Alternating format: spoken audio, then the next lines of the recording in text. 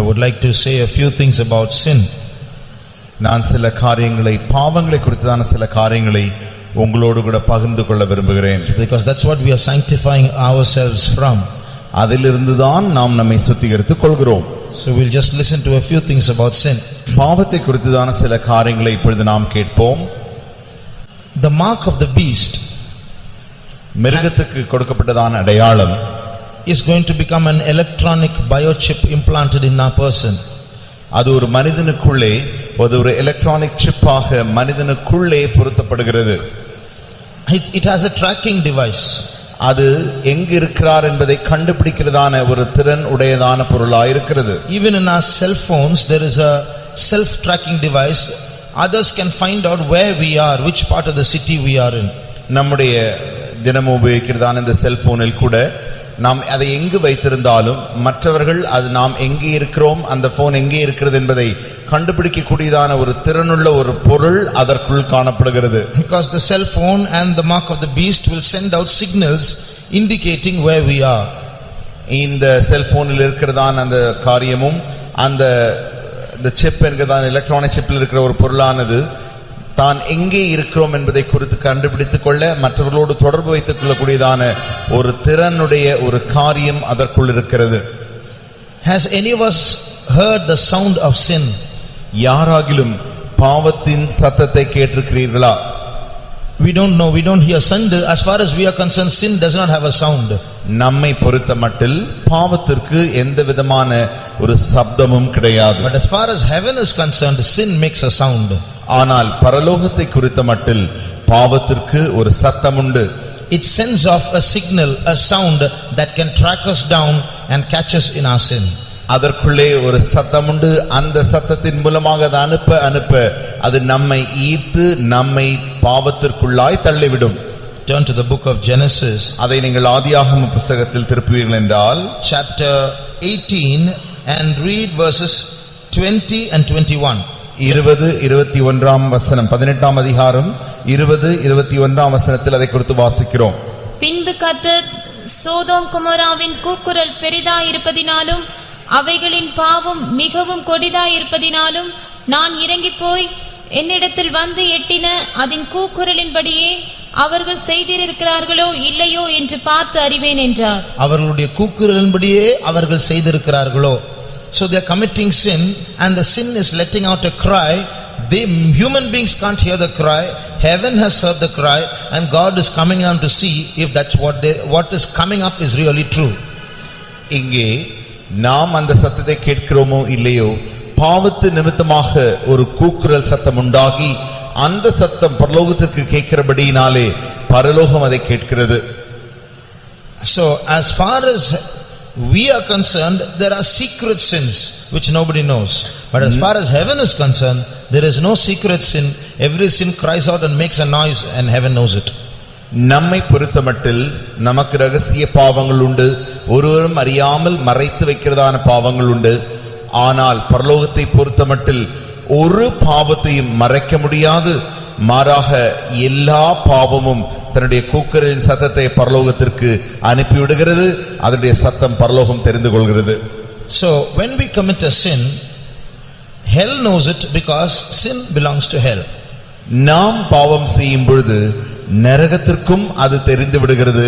ஏனென்று கேட்டால் பாவமானது நரகத்திற்கு சொந்தமான ஒரு காரியமாக இருக்கிறது. Secondly, when we commit a sin, heaven knows it because the cry goes and reaches there. இரண்டாவதாக நாம் பாவம் செய்யும் பொழுது பரலோகம் அதை அறிந்து கொள்கிறது. ஏனென்று கேட்டால் நாம் செய்கிற பாவத்தின் நிமித்தமாக அந்த பாவம் கூக்குரலாய் பரலோகத்திற்கு போகிறபடினாலே பரலோகத்திற்கும் அது தெரிந்து விடுகிறது. So there is no sin which is undetected. ஆகினாலே யாரும் கண்டுபிடிக்க முடியாத ஒரு பாவம் என்று சொல்லி ஒரு பாவமும் கிடையாது. That's one thing we should know. அது முதலாவது காரணம் அறிந்திருக்க வேண்டும். Secondly, இரண்டாவதாக we have in our mind an aspect called forgetfulness.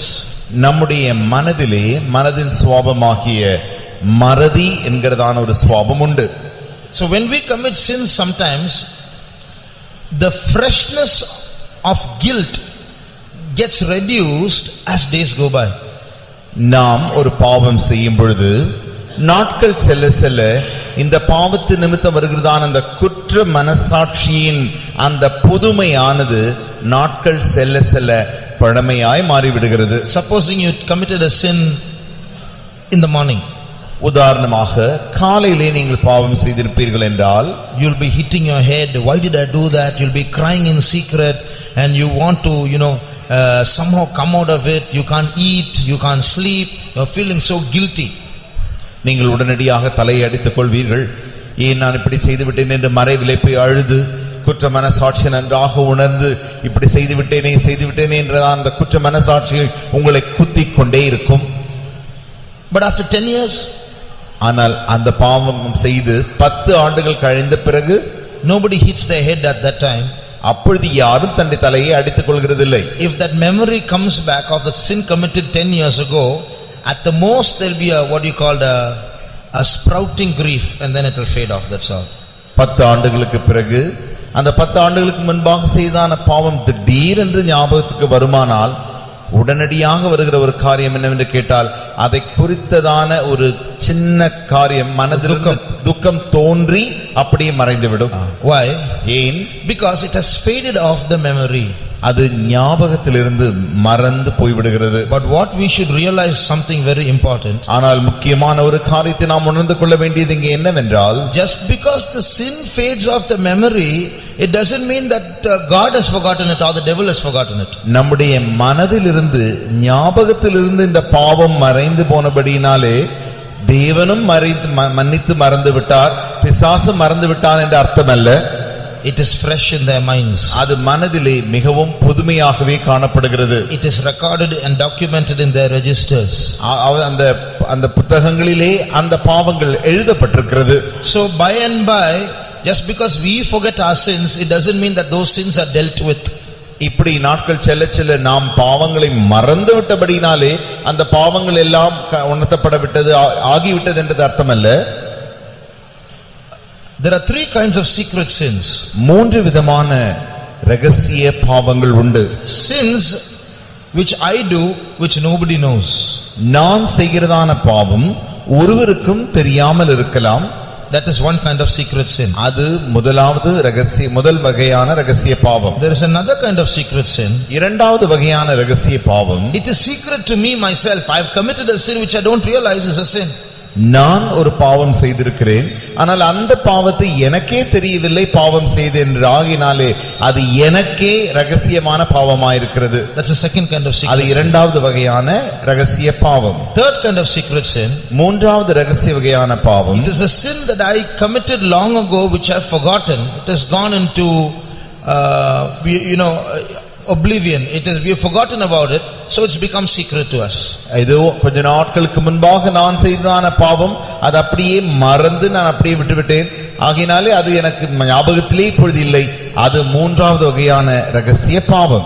So the sins of the past have to be dealt with. ஆகினாலே நாம் இறந்த காலத்தில் செய்ததான அந்த பாவங்கள் எல்லாம் இப்பொழுது அதோடு கூட நாம் ஒரு தொடர்பு வைத்துக் கொள்ள வேண்டும். But we might think like this: how can I remember all the sins that I ever committed from my birth? பிறந்த நாட்களிலிருந்து நான் செய்ததான இந்த எல்லா பாவத்தையும் எப்படி நான் என்னுடைய ஞாபகத்தில் வைத்துக் கொள்வது? Some major sins I might remember. நான் பெரிய பாவங்கள் செய்ததான ஒரு சில பாவங்களை மாத்திரம் ஞாபகத்தில் வைத்துக் கொள்கிறேன். How can I remember all the little sins that I committed? நான் செய்ததான சிறிய பாவங்களை எல்லாம் எப்படி நான் ஞாபகத்தில் வைத்துக் கொள்வது? And if I don't ask pardon for those sins I have forgotten, will I be held up in eternity to give account? நான் செய்ததான அந்த சின்ன பாவங்கள் எல்லாம் இப்பொழுது எனக்கு மறந்து போய் விட்டதே, இதற்கெல்லாம் நான் மன்னிப்பு பெறாவிட்டால் நித்தியத்திலே அதற்கெல்லாம் நான் கணக்கு கொடுக்க வேண்டுமா? There is an incident in the Bible. வேதத்தில் ஒரு சம்பவம் இவ்வாறாக இருக்கிறது. They let down a man from the ceiling towards Jesus when he was conducting a meeting in the house. இயேசு ஒரு வீட்டிலே கூட்டம் நடத்தி கொண்டிருந்த பொழுது அவர்கள் 4 பேர் கூரையை பிரித்து ஒரு மனிதனை அங்கே இறக்குகிறார்கள். They in fact disturbed the meeting. அவர்கள் அந்த கூட்டத்திலே தொந்தரவு செய்தார்கள். So when the court came down, இந்த கட்டிலானது இறக்கப்படும் பொழுது first thing that Jesus said was, son, thy sins be forgiven thee. முதலாவது இயேசு சொன்ன காரியம், மகனே உன்னுடைய பாவங்கள் உனக்கு மன்னிக்கப்பட்டது. So what we must notice there is that man never asked Jesus, please forgive my sins. நாம் இங்கே என்ன பார்க்க வேண்டிய முக்கியமான காரியம் என்னவென்றால், அந்த கிடையாய் கிடந்த மனிதன் இயேசுவை பார்த்து, இயேசுவே என்னுடைய பாவங்களை மன்னியும் என்று ஒரு வார்த்தையும் சொல்லவில்லை. But Jesus, before he even asked for pardon, forgives his sins. அவன் தன்னுடைய மன்னிப்பை கேட்பதற்கு முன்பதாகவே இயேசு அவனுடைய பாவங்களை மன்னிக்கிறார். So God is not a God, he'll have to demand, I don't know, you remember all your sins and confess. If you confess, I'll forgive. He's not that such a God. நம்முடைய தேவன் அப்படிப்பட்டதான எதிர்பார்க்கிறதான தேவன் அல்ல. நீ உன்னுடைய பாவங்களுக்காக அறிக்கையிடவே கேட்கவில்லை, நீ கேட்காத பட்சத்தில் நான் உனக்கு மன்னிக்க முடியாது என்று சொல்கிறதான அப்படிப்பட்ட தேவன் நமக்கு இல்லை. If we are sincere in heart, desiring his holiness, wanting forgiveness, if we are really repentant and penitent of all the sins that we have committed, he will willingly forgive us.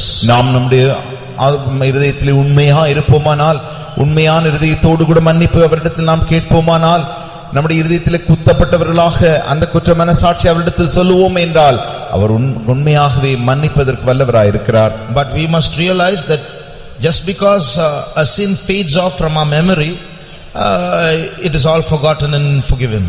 ஆகினாலே நம்முடைய மனதிலிருந்து பாவங்கள் எல்லாம் மறந்து போய்விட்டபடி, செய்த பாவங்கள் எல்லாம் மறந்து போய்விட்டபடினாலே நம்முடைய பாவங்கள் எல்லாம் மன்னிக்கப்பட்டாகிவிட்டது என்று நாம் நினைக்க கூடாது. So that's the second thing we must know. அது இரண்டாவது காரியம் நாம் அறிந்திருக்க வேண்டும். Third thing we must know is sin has a weight. மூன்றாவது காரியம், பாவத்திற்கு ஒரு கனம் உண்டு. You and I cannot weigh sin. You can't hold sin. Sin is not solid. It's not physical. நீங்களும் நானும், பாவம் ஒரு திரவம் அல்ல, பாவம் ஒரு பார்க்கக்கூடிய பொருள் அல்ல, அதை நாம் அப்படி கையிலே பிடிக்க முடியாது. It can't be weighed in a balance. அது தராசிலே நிறுக்கப்படவும் முடியாது. Nevertheless, sin has weight. என்றாலுமோ பாவத்திற்கு ஒரு கனம் உண்டு. If you read Isaiah chapter 24 verse 20, நீங்கள் இப்பொழுது ஏசாயா 24ஆம் அதிகாரம் 20ஆம் வசனத்தை வாசிப்பீர்கள் என்றால், வெறித்தவனைப் போல தேசம் தள்ளாடி ஒரு குடிலை போல பெயர்த்து போடப்படும், அதன் பாதகம் அதன் மேல் பாரமாய் இருக்கையால், அதன் பாதகம் அதன் மேல் பாரமாய் இருக்கிறபடினால் அது விழுந்து போம், அது விழுந்து போம், இனி எழுந்திராது. What's written here? இங்கே என்ன எழுதப்பட்டிருக்கிறது? ஒரு வெறித்தவனை போல் தேசம் தள்ளாடுகிறது. It's written in Tamil. In English, வெறித்தவனை போல் பூமி தள்ளாடுகிறது. The earth is reeling to and fro like a drunkard. ஒரு வெறித்தவனை போல, குடிகாரனை போல பூமியை தள்ளாடுகிறதாம். Why? ஏன்? Because the transgressions are heavy on it. ஏனென்று கேட்டால் அதனுடைய மீறுதல்கள் அந்த பூமியின் மேலே மிகவும் பாரமாயிருக்கிறது. So one reason why earthquakes are increasing today is because sin is increasing. பாவம் has become heavy. இப்பொழுது இந்த நாட்களிலே பூமி அதிர்ச்சி அதிகமாக உண்டாகிக் கொண்டிருக்கிற காரணங்களில் ஒரு காரணம், பாவம் அதிகமாகி அதனுடைய பாவங்கள் பாரமாக இந்த பூமிக்கு ஆகிறபடினாலே அதிக பூமி அதிர்ச்சிகள் உண்டாகிக் கொண்டிருக்கின்றன. So the earth is heavy with sins. It is now started becoming unstable. It is reeling to and fro like a drunkard.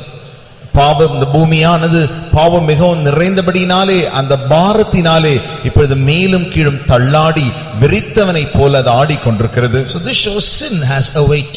ஆகினாலே இந்த வசனத்திலிருந்து காண்கிறோம், பாவத்திற்கு ஒரு பாரம், ஒரு கனம் உண்டு. The number of earthquakes that have taken place in the past 100 years is much more than the number of earthquakes that has taken place 1000 years before that.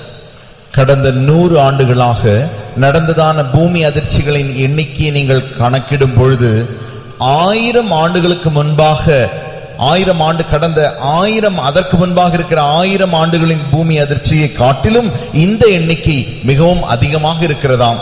So the number of earthquakes is drastically increasing because sin is increasing.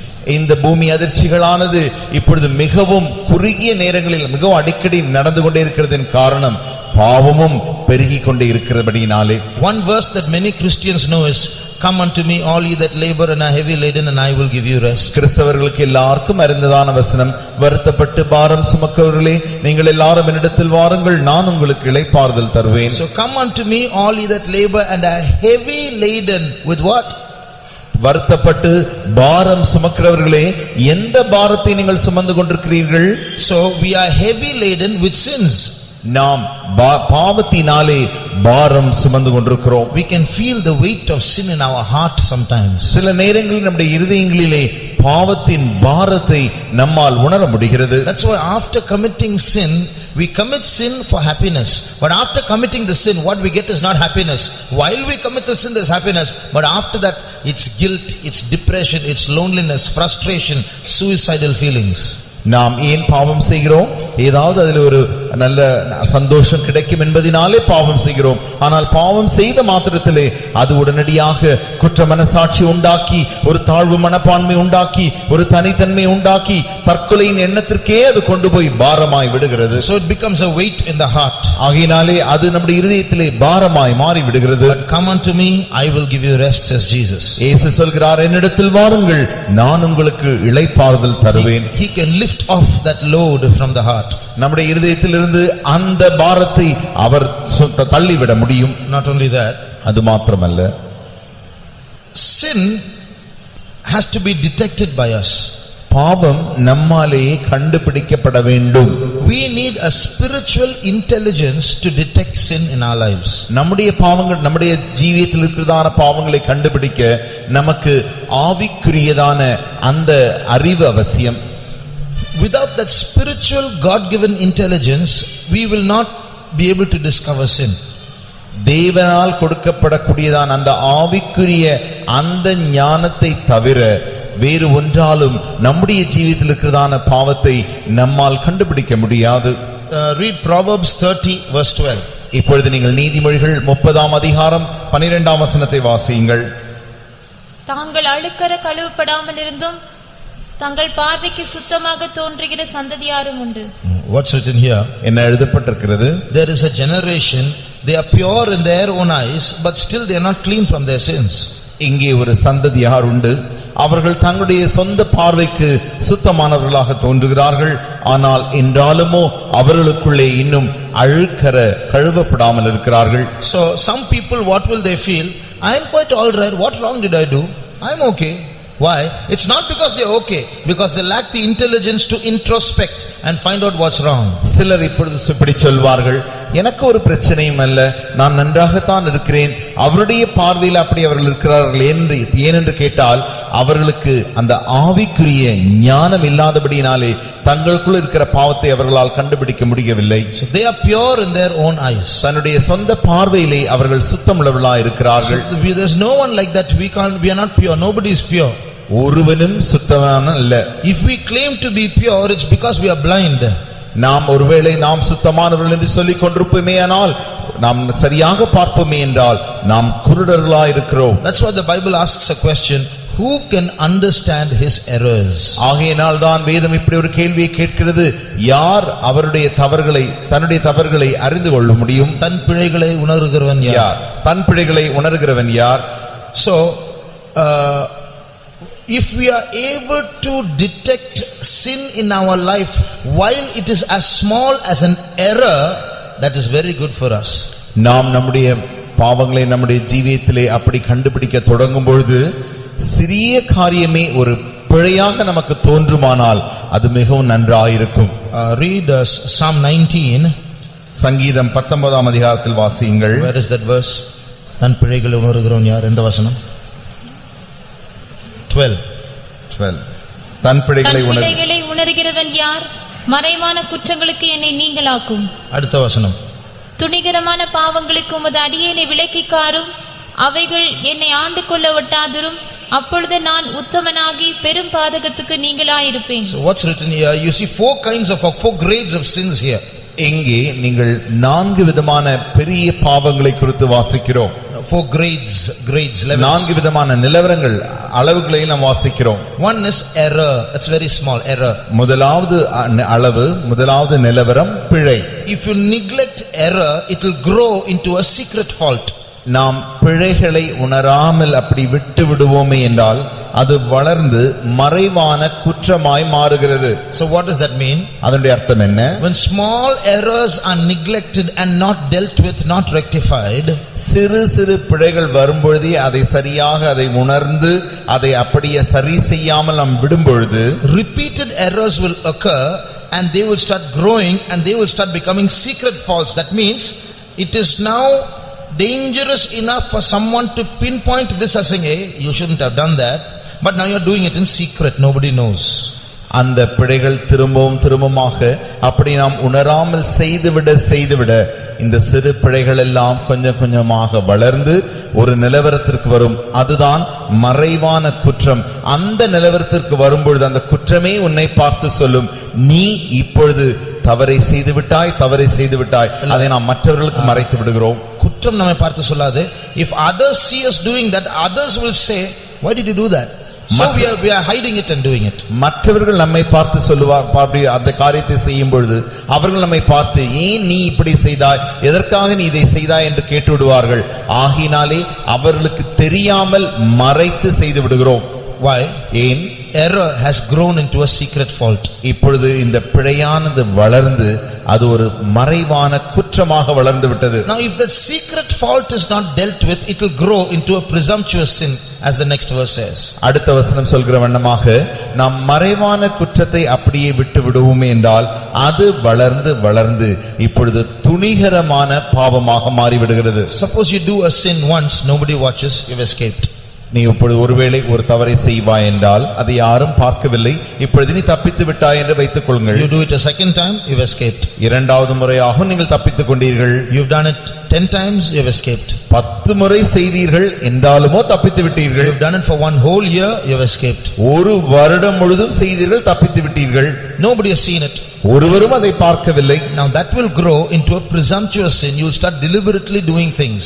அது இப்பொழுது வளர்ந்து அது ஒரு துணிகரமான பாவமாக மாறிவிட்டது. இப்பொழுது நீங்கள் துணிகரமாய் அந்த பாவத்தை செய்வீர்கள். At that step also, if we neglect sin, அந்த நிலவரத்திலும் கூட நாம் பாவத்தை சரி செய்யாமல் விட்டு விடுவோமே என்றால், it will grow into the next phase called great transgression. அது வளர்ந்து இப்பொழுது பெரும் பாதகமாக மாறிவிடுகிறது. What is that? அதனுடைய அர்த்தம் என்ன? It will end up either in adultery or in murder. அது கடைசியில் போய் கொலைபாதகத்திலோ அல்லது விபச்சாரத்திலோ விழுந்து விடுகிறது. That's called great transgression. அதுதான் கொலை பாதகம், அதுதான் பெரும் பாதகங்கள். So while a sin is as small as an error, we should find it out and deal with it. ஆகினாலே பாவமானது பிழையாக மிக சிறிதான பிழையாக வரும்பொழுதே அதை உடனடியாக சரி செய்து விட வேண்டும். So if only we have that spiritual intelligence to discover an error while it is an error, blessed are we. நாம் நம்முடைய தவறுகள் எல்லாம் பிழைகளாக நமக்கு சிறிதாக வரும்பொழுதே அதை உணரக்கூடியதான அந்த ஆவிக்குரிய ஞானம் நமக்கு இருக்குமானால் நாம் பாக்கியவான்களாயிருப்போம். If we don't lack that intelligence, அந்த ஞானத்தை நாம் குறைவுபடாமல் இருப்போமே என்றால், God will lead us through some paths of suffering to make us discover that sin. அந்த பாவங்களை கண்டுபிடிக்க கூடியதான அந்த வழிகளிலே தேவன் சில பாடுகளை நமக்கு தருவார். He will lead us into some dangerous places, areas where we will just escape some severe embarrassment or shame, and we'll get scared with ourselves and say, Lord, thank you for protecting me, I didn't realize what I was doing. ஆண்டவரே, நீர் என்னை அந்த நுனியிலே என்னை பாதுகாத்தீரே, அந்த பெரிய வெட்கத்திலிருந்து நாணத்திலிருந்து நான் மீட்கும்படியாக என்னை பாதுகாத்தீரே என்று சொல்லக்கூடியதான் அந்த அளவிலே தேவன் நம்மை பாதுகாக்கிறார். But still nobody will know. என்றாலும் இன்னும் மற்ற யாருக்கும் தெரியாது. The Lord told the Israelites, தேவன் இஸ்ரவேலரை பார்த்து சொன்னார், you know why I took you through the wilderness? ஏன் நான் உங்களை வனாந்திர வழியாக கொண்டு போனேன்? So that you might know what is in your heart. உங்களுடைய இருதயத்தில் உள்ளதை நீங்கள் அறிந்து கொள்ளும்படிக்கு. Read that in Deuteronomy 8. அதை நீங்கள் உபாகம் 8ஆம் அதிகாரம் 2ஆம் வசனத்தில் வாசிக்கிறீர்கள். உன் தேவனாகிய கர்த்தர் உன்னை சிறுமைப்படுத்தும்படிக்கும் தம்முடைய கட்டளைகளை நீ கைக்கொள்வாயோ கைக்கொள்ள மாட்டாயோ என்று அவர் உன்னை சோதித்து உன் இருதயத்தில் உள்ளதை நீ அறியும்படிக்கும். In English it's slightly different. To know what is in thy heart. To know means we don't know whether it's God wanting to know or to show us. But in Tamil it says, so that you might know what is in your heart. ஆங்கிலத்திலே உங்களுடைய இருதயத்தில் உள்ளதை அறியும்படிக்கு என்று எழுதப்பட்டிருக்கிறது. ஆனால் தமிழில் நீங்கள் வாசிப்பீர்கள் என்றால் உன்னுடைய இருதயத்தில் உள்ளதை நீ அறியும்படிக்கு தேவன் உன்னை வனாந்திர வழியாக கொண்டு சென்றார்.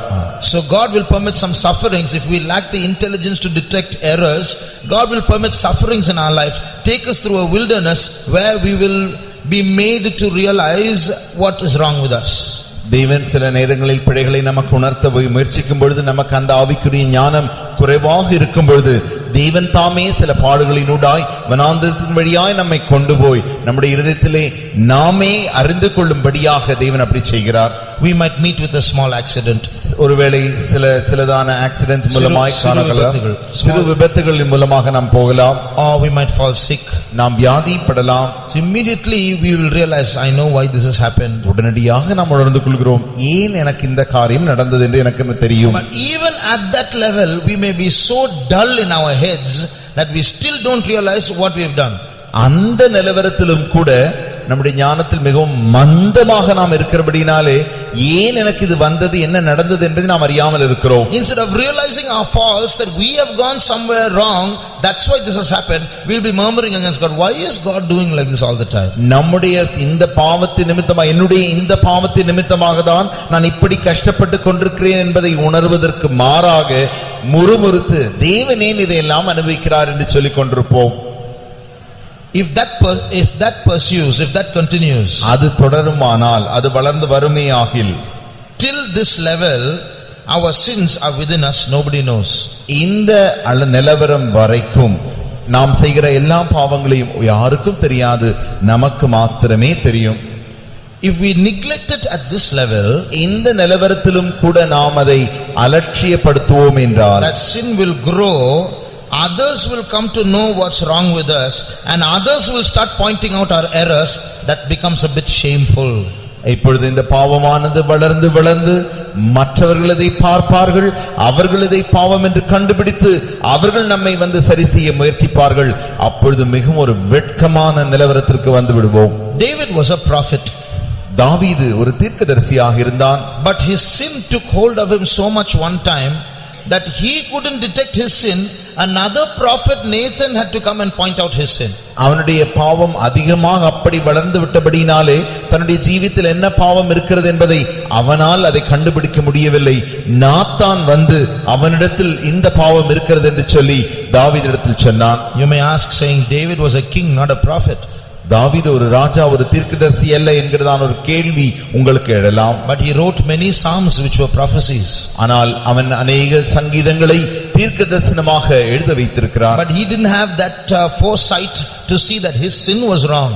அவன் தன்னுடைய தான் செய்கிறதான காரியம் பாவம் தவறு என்பதை அவனால் அறியக்கூடாத அந்த பல தொலைநோக்கு அவனுக்கு இல்லாமல் இருந்தது. So if we allow our sin to grow, நம்முடைய பாவம் நம்மில் வளர நாம் விடுவோமே என்றால், someone in our circle of friends, co-believers, will see us somewhere, see us doing something, find out what's going wrong and come and ask us, what is that you did? Where did you go?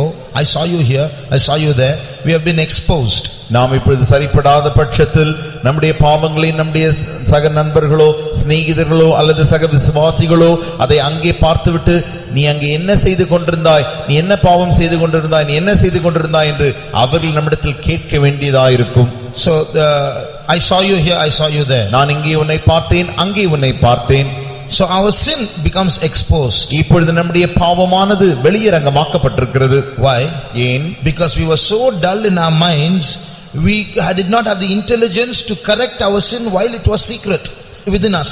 நமக்குள்ளாகவே இந்த பாவங்கள் ரகசியமாக இருக்கும் பொழுதே அதை சரி செய்யக்கூடாத அளவுக்கு நம்முடைய மனதானது மந்தமாக இருந்து விட்டபடியினாலே, Now God has exposed it to others so that others might come and correct us. You are doing wrong. இப்பொழுது தேவன் அந்த பாவத்தை மற்றவர்கள் காணும்படி வெளியரங்கமாக்கி இருக்கிறபடினாலே அவர்கள் கண்டுபிடித்து வந்து, நீ இதை தவறான காரியத்தை செய்தாய் என்று சொல்வார்கள். So if we neglect sin without examining, without having the understanding to find out our errors, and if we neglect sin when we are taken through a wilderness to point out our errors, and if we neglect sin even after it is exposed and others find out our errors, then the next step is we have to stand before the judgment seat of Christ and give account. நம்முடைய பிழைகளை நாமே உணரக்கூடாத அளவிற்கு நமக்கு அந்த ஆவிக்குரிய ஞானம் இல்லாமல் போகி அதை நாம் அலட்சியப்படுத்த இந்த தேவன் நம்மை வனாந்திர வழியாக நம்மை கொண்டு போகும் பொழுது அப்பொழுதும் நாம் நம்முடைய பாவங்களை குறித்து அலட்சியப்படுத்திக் கொண்டிருப்பேமேயானால் கடைசியாக துணிகரமாய் நாம் செய்து அப்பொழுதும் நாம் நம்மை he'll expose it to others and others will find fault with us. நம்முடைய பாவங்களை மற்றவர்களுக்கு நாம் தேவன் அதை வெளியரங்கமாக்கி மற்றவர்கள் வந்து நம்மை சரி செய்ய முயற்சிக்கும் பொழுது நாம் சரி செய்யாமற் போகும் பட்சத்தில் கடைசியாக தேவனுடைய நியாய தீர்ப்புக்கு முன்பாக நாம் நிற்க வேண்டியதாயிருக்கும். Read 2 Corinthians 5:10. இப்பொழுது 2 கொரிந்தியர் 5ஆம் அதிகாரம் 10ஆம் வசனத்தை வாசியுங்கள். ஏனென்றால் சரீரத்தில் அவனவன் செய்த நன்மைக்காவது தீமைக்காவது தக்க பலனை அடையும்படிக்கு நாம் எல்லாரும் கிறிஸ்துவின் நியாயாசனத்திற்கு முன்பாக வெளிப்பட வேண்டும். We all have to stand before the judgment seat of Christ and give account of all that we have done, good or bad. நாம் செய்த நன்மைக்காவது எல்லா தீமைக்காகிலும் கிறிஸ்துவின் நியாயாசனத்திற்கு முன்பாக நாம் நிற்கப்பட வேண்டும். But in all this இவள் எல்லாவற்றிலும் we must understand, நாம் ஒரு காரியத்தை புரிந்து கொள்ள வேண்டும். I don't know if I've told you this story before. இந்த கதையை நான் ஏற்கனவே உங்களுக்கு சொல்லியிருக்கிறேன் என்று எனக்கு தெரியவில்லை. There was a man who had received a summons for a crime he had committed. He had to appear in court. ஒரு மனிதன் தான் செய்ததான குற்றத்தின் நிமித்தமாக அவன் இப்பொழுது அந்த நியாயாசனத்திற்கு முன்பாக நிற்கப்பட வேண்டியதாக இருந்தது. அதற்காக அவன் அழைக்கப்பட்டிருந்தான். So a particular date was given. ஒரு தேதி கொடுக்கப்பட்டது. But then he heard about a very good lawyer who could solve his case. தன்னுடைய பிரச்சனையை தீர்க்கக்கூடியதான நல்ல ஒரு வழக்கறிஞரை குறித்து அவர் கேள்விப்பட்டிருந்தார். So he said, even though I've committed crimes, I can easily get escape because that lawyer is there. நான் இந்த பாவங்களை செய்து என்னதான் தப்பு செய்திருந்தாலும் நல்ல ஒரு வழக்கறிஞர் இருக்கிறபடினாலே கண்டிப்பாக நான் தப்பித்துக் கொள்வேன் என்று அவன் நினைத்தான். And he carelessly forgot about it. இதை குறித்து அவன் அலட்சியமாக மறந்தும் போய்விட்டான். Suddenly one day he was opening his drawer, he saw the summons there. திடீரென்று ஒரு நாள் தன்னுடைய மேஜில் இருக்கிறதான அந்த டிராவை ஓபன் செய்து பார்த்த பொழுது அவன் அங்கே தனக்கு அழைக்கப்பட்ட கோர்ட்டிலிருந்து வந்ததான அந்த அழைப்புதலை அவன் பார்த்தான். He saw the date, tomorrow is the case. நாளைக்கு தேதியை பார்த்தான், அது நாளையா இருக்கிறது. Good thing I saw it now. நல்லது, இப்பொழுது நான் பார்த்து விட்டேன். Immediately picked up the phone. உடனடியாக தொலைபேசி எடுத்து and called up that lawyer. அவன் அந்த வழக்கறிஞரை அழைத்து, Sir, I have been summoned to court for such a crime I have committed. நான் செய்ததான இப்படிப்பட்டதான பாவத்திற்காக நாளைக்கு நான் கோர்ட்டுக்கு வரும்படி அழைக்கப்பட்டிருக்கிறேன் ஐயா என்று அவரிடத்தில் சொன்னான். It's true I have committed the crime, but I want you to defend me and I want to escape. இந்த தவறை செய்தது உண்மைதான் என்றாலும் நீங்கள் எனக்காக வழக்காடி அதிலிருந்து எப்படியாக என்னை தப்பிக்க செய்ய வேண்டும் ஐயா என்று சொன்னான். The advocate replied, உடனடியாக அந்த வழக்கறிஞர் பதில் சொன்னார், Sir, till yesterday I was lawyer, today I have been promoted to judge. ஐயா, நேற்று வரை நான் வழக்கறிஞராகத்தான் இருந்தேன், ஆனால் இன்றைக்கு தான் நான் ஒரு ஜட்ஜாக உயர்த்தப்பட்டிருக்கிறேன். And I am the one who is going to look into your case. உன்னுடைய பிரச்சனை, இந்த கேஸை நான் தான் நாளைக்கு தொடர்பு கொள்ள வேண்டும். And you yourself have admitted now over the phone that you have committed the crime. இப்பொழுது நீ தொலைபேசி மூலமாக நீயே அந்த தவறை செய்து விட்டேன் என்று ஒத்துக்கொண்டு விட்டாய். So you have to stand before me in the court. ஆகையால் நீ எனக்கு நாளைக்கு கோர்ட்டில் எனக்கு முன்பாக நிற்க வேண்டும். In the same way, அதே வண்ணமாக today Jesus is our advocate. இன்றைக்கு இயேசு நமக்கு வழக்கறிஞராக இருக்கிறார். Read 1 John chapter 2 verse 1. 1 யோவான் 2ஆம் அதிகாரம் 1ஆம் வசனத்தை வாசியுங்கள். என் பிள்ளைகளே, நீங்கள் பாவம் செய்யாதபடிக்கு இவைகளை உங்களுக்கு எழுதுகிறேன். ஒருவன் பாவம் செய்வானானால் நீதிபரராயிருக்கிற இயேசு கிறிஸ்து நமக்காக பிதாவினிடத்தில் பரிந்து பேசுகிறவராயிருக்கிறார். பரிந்து பேசுகிறவர் is written in Tamil. In English it's written, we have an advocate, Jesus Christ. தமிழிலே நமக்கு அவர் பரிந்து இயேசு கிறிஸ்து பரிந்து பேசுகிறவராயிருக்கிறார் என்று இருக்கிறது. ஆனால் நீங்கள் ஆங்கில மொழியிலே வாசிக்கும் பொழுது இயேசு கிறிஸ்து நமக்காக வழக்காடி கொண்டிருக்கிறார் என்று இருக்கிறது. வழக்கறிஞராக இருக்கிறார். So today Jesus is a lawyer. He will look after all our cases in heaven. இன்றைக்கு இயேசு ஒரு வழக்கறிஞராக பரலோகத்திலே நமக்காக எல்லா காரியங்களையும் வழக்காடி கொண்டிருக்கிறார். But if we delay in going to the lawyer and telling the truth and confess our faults to him, while he is a lawyer to settle our case, he will get promoted shortly to be judge. Then we can't go to him and say sorry, it's too late, we have to give account. அவர் இப்பொழுதே வழக்கறிஞராக இருக்கிற காலத்தில் தானே நம்முடைய பாவங்களுக்காக மனஸ்தாபப்பட்டு மன்னிப்பு அவரிடத்தில் கேட்கும்படி அவரிடத்தில் நாம் இப்பொழுதே நாம் போகாவிட்டால் நாட்கள் செல்ல செல்ல காலம் செல்ல செல்ல அவர் ஒரு நாள் நியாயாதிபதியாக உயர்த்தப்படுவார். அப்பொழுது நாம் போவது மிகவும் தாமதமாயிருக்கும். You can't go and say sorry to him at that time. You have to give account. அந்த நேரத்தில் போய் எனக்கு மன்னியுங்கள் என்று சொல்ல முடியாது.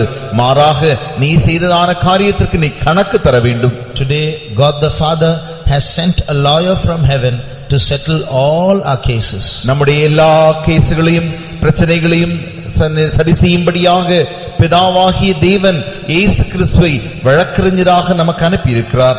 Shall we close our eyes? நாம் நம்முடைய கண்களை மூடுவோமா? We have come to the end of another year. நாம் இன்னொரு ஆண்டின் கடைசி பகுதிக்கு வந்திருக்கிறோம். If we have left some pending cases in heaven, சில காரியங்களை இன்னும் சில பிரச்சனைகளை குழப்பங்களை பரலோகத்தில் இன்னும் சரி செய்யாமல் நாம் விட்டு வைத்திருப்போமே என்றால் Satan will not close the case. சாத்தான் அந்த கேசுகளை ஒரு நாளும் அடைத்து முடித்து விட மாட்டான். He will continue to use that point to accuse us. அந்த பிரச்சனை அந்த காரியத்தையே நம்மை குற்றப்படுத்தும்படியாக அவன் தொடர்ச்சியாக முயற்சி செய்வான். But today we have Jesus who is our good advocate. ஆனால் இன்றைக்கு நல்ல ஒரு வழக்கறிஞராகிய நம்முடைய இயேசு நமக்கு இருக்கிறார். If we confess our sins to him, நம்முடைய பாவங்களை நாம் அவரிடத்தில் அறிக்கையிடுவோமானால் he is faithful and just to forgive us all our sins and to cleanse us from all unrighteousness. நம்முடைய எல்லா பாவங்களையும் நமக்கு மன்னிக்கிறதற்கு அவர் உண்மையுள்ளவரும் நீதியுள்ளவருமாய் இருந்து நம்மை சுத்திகரிக்க வல்லமையுள்ளவராய் இருக்கிறார். We are all guilty in his sight. அவருடைய பார்வையிலே நாம் எல்லாரும் குற்றமுள்ளவர்களாய் இருக்கிறோம். We are all sinners before his holiness. அவருடைய பரிசுத்தத்திற்கு முன்பாக நாம் எல்லாரும் பாவிகளாய் இருக்கிறோம். We are all proud people before his humility. அவருடைய தாழ்மைக்கு முன்பாக நாம் எல்லாரும் பெருமையுள்ளவர்களாக இருக்கிறோம். There is a verse in the Bible, Lord, if thou shouldest mark iniquity, who shall stand? ஆண்டவரே, நீர் அக்கிரமத்தை அழிக்காமல் விடுவீரேயானால் யார் உமக்கு எதிராக நிற்க முடியும்? If you mark iniquity, காண்பீர். நீ அக்கிரமத்தை காண்பீரே என்றால் who can stand before you? யார் உமக்கு முன்பாக நிற்க முடியும்? So if God starts counting our iniquities and sins, no one can stand before him. நம்முடைய அக்கிரமங்களையும் நம்முடைய பாவங்களையும் தேவன் கணக்கு எடுப்பாரே என்றால், அதை கணக்கு பார்ப்பாரே என்றால் யார் அவருக்கு முன்பாக நிற்க முடியும்? But there is forgiveness with him. ஆனால் அவரோடு கூட மன்னிப்பிற்கிறதான காரியமும் உண்டு. Today he is a forgiving God. இன்றைக்கு அவர் மன்னிக்கிற தேவனாய் இருக்கிறார். Today Jesus is in our midst with blood in his hands. இயேசு நம்முடைய மத்தியிலே இன்றைக்கு தன்னுடைய கரங்களிலே இரத்தமுடையவராய் நின்று கொண்டிருக்கிறார். And sprinkle that blood upon your heart, brother, sister, and clean up your life. சகோதரியே, அந்த இரத்தத்தை உடைய இருதயத்துக்கு முன்பாக அவர் தெளித்து, இருதயத்தின் மேல் தெளித்து அவர் அதை சுத்திகரிக்க வல்லமுள்ளவராய் இருக்கிறார். So when the new year is born, you can be new as well. ஆகையினாலே ஒரு புது வருடம் பிறக்கும் பொழுது நீயும் புதிதாக பிறக்கப்படலாம். 1 minute shall we all pray? ஒரு நிமிடம் நாம் எல்லாரும் ஜெபிப்போமா? Let's ask him to forgive all our sins. நம்முடைய பாவங்கள் எல்லாவற்றையும் மன்னிக்கும்படி அவரிடத்தில் நாம் கேட்போமா? Knowingly and unknowingly, all the sins we've committed, may God forgive them. அறிந்தோ அறியாமலோ நாம் செய்ததான எல்லா பாவங்களையும் தேவன் தாமே நமக்கு மன்னிப்பாராக. Sins which we remember, sins which we have forgotten, may God forgive them. நம்முடைய நினைவில் இருக்கிறதான எல்லா பாவங்களையும், நாம் மறந்து போனதான எல்லா பாவங்களையும் தேவன் நமக்கு மன்னிப்பாராக. Sins which we have ignored and neglected because of our lack of intelligence, may God forgive them. நம்முடைய ஞானத்தின் குறைவினாலே இருந்ததான காரிய अनेक பாவங்கள் உண்டு, அவைகளையும் கூட தேவன் நமக்கு மன்னிப்பாராக. 1 minute shall we pray? ஒரு நிமிடம் நாம் எல்லாரும் ஜெபிப்போமா? You know there are so many cases in heaven against you and me. உனக்கும் எனக்கும் விரோதமாக பரலோகத்திலே अनेक பிரச்சனைகள், अनेक குற்ற சாட்சிகள் உண்டு, வழக்குகள் உண்டு. Every time you and I commit a sin, a case is opened against us in heaven. நீங்களும் நானும் எப்பொழுதெல்லாம் ஒரு பாவம் செய்கிறோமோ உடனடியாக அந்த பாவம் ஒரு வழக்காக பரலோகத்திலே திறக்கப்படுகிறது. But if we humble ourselves, ஆனால் நம்மை தாழ்த்துவோமே என்றால், and say, Jesus, have mercy on me. இயேசுவே என் மேல் இரக்கமாயிரும். Jesus, forgive me. இயேசுவே என்னை மன்னியும். The case will be closed. உடனடியாக அந்த வழக்கு அடைக்கப்படுகிறது. Our lawyer is a powerful lawyer. நம்முடைய வழக்கறிஞர் வல்லமையுள்ள வழக்கறிஞராயிருக்கிறார். Our lawyer is a wise lawyer. நம்முடைய வழக்கறிஞர் ஞானமுள்ள வழக்கறிஞராயிருக்கிறார். Our lawyer is a lawyer who loves us. நம்முடைய வழக்கறிஞர் நம்மை நேசிக்கிற வழக்கறிஞராயிருக்கிறார். இருக்கிறார். He is our elder brother. அவர் நம்முடைய மூத்த சகோதரனாய் இருக்கிறார். He will fight our case. அவர் நம்முடைய வழக்குக்காக வழக்காடுவார். And we can leave the court of heaven as righteous people. நாம் அந்த பரலோக நியாயாசனத்திலிருந்து ஒரு நீதிமானாக புறப்பட்டு வரலாம். Let us pray. நாம் இப்பொழுது ஜெபிப்போம். ஆண்டவரே, நாங்கள் பாவிகள் அப்பா, உம்முடைய சமூகத்தில் நாங்கள் எல்லாரும் குற்றவாளிகளாக இருக்கிறோம். எங்களிடத்தில் கொண்டு வருவதற்கு எந்த நீதியும் கிடையாது ஆண்டவரே. உம்முடைய இரக்கத்தை மாத்திரம் தேடி நாங்கள் வருகிறோம் அப்பா. இயேசுப்பா, நீர் மன்னியும் ஆண்டவரே. எங்களுடைய எல்லா குற்றங்களையும் பாவங்களையும் மன்னியும் ஆண்டவரே. இங்க வந்திருக்கிற ஒவ்வொருடைய குற்றங்களையும் பாவங்களையும் மன்னியும் ஆண்டவரே.